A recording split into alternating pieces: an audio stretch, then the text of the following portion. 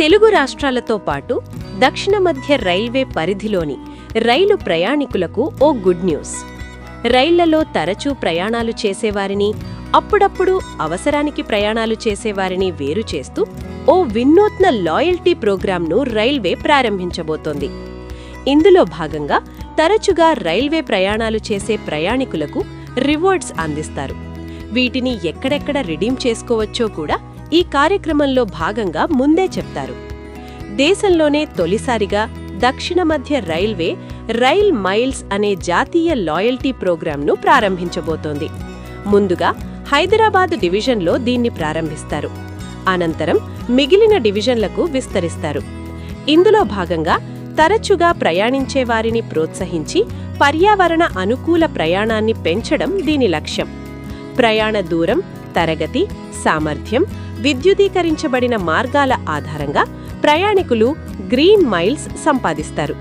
సరుకు రవాణాదారులు టన్ కిలోమీటర్ల ఆధారంగా మైల్స్ సంపాదించవచ్చు. ఈ గ్రీన్ మైల్స్ను రైళ్లలో క్లాస్ అప్గ్రేడ్లు, ప్రీమియం లాంజ్లు, రిటైరింగ్ రూమ్ బుకింగ్లు, హోటల్ మరియు మైక్రో స్టేలు, ఛార్జీల క్రెడిట్లు, భాగస్వామి ఆఫర్ల కోసం రిడీమ్ చేసుకునే అవకాశం కల్పిస్తారు. ఇందులో సిల్వర్, గోల్డ్ మరియు ప్లాటినం పేరుతో మొత్తం 3 స్థాయిల వ్యవస్థ ఉంటుంది. ఈ రైల్ మైల్స్ కార్యక్రమం రూపకల్పన, సాంకేతిక అభివృద్ధి, అమలుకు దక్షిణ మధ్య రైల్వే ఆసక్తి ఉన్నవారి నుంచి ప్రతిపాదనలు ఆహ్వానించింది.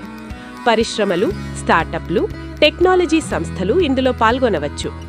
ఎంపికైన వారు రోజుకు లక్షలాది లావాదేవీలు నిర్వహించగల డిజిటల్ మౌలిక సదుపాయాలు నిర్మించాల్సి ఉంటుంది. ప్రయాణికుల డేటా అనుసంధానం, రియల్ టైం బహుమతుల కేటాయింపు చేయాల్సి ఉంటుంది. విమానయానం, ఆతిథ్యం, లాజిస్టిక్స్ వంటి రంగాల్లో ఇప్పటికే లాయల్టీ ప్రోగ్రాంలతో కస్టమర్ రిటెన్షన్, డేటా ఆధారిత నిర్ణయాలు బ్రాండ్ ఈక్విటీని పెంచాయి. భారతీయ రైల్వేలలో అలాంటి చర్యలు లేకపోవడం వల్ల అవకాశాలు కోల్పోతోంది. దీంతో అధికారులు ఇప్పుడు ఈ కొత్త కార్యక్రమానికి రూపకల్పన చేశారు. ఈ రైల్ మైల్స్ విజయవంతమైతే లక్షలాది ప్రయాణికులు భారతీయ రైల్వేలతో అనుసంధానం పెరుగుతుంది. సాధారణ ప్రయాణాన్ని బహుమతి ఆధారిత వ్యవస్థగా మారుస్తుంది.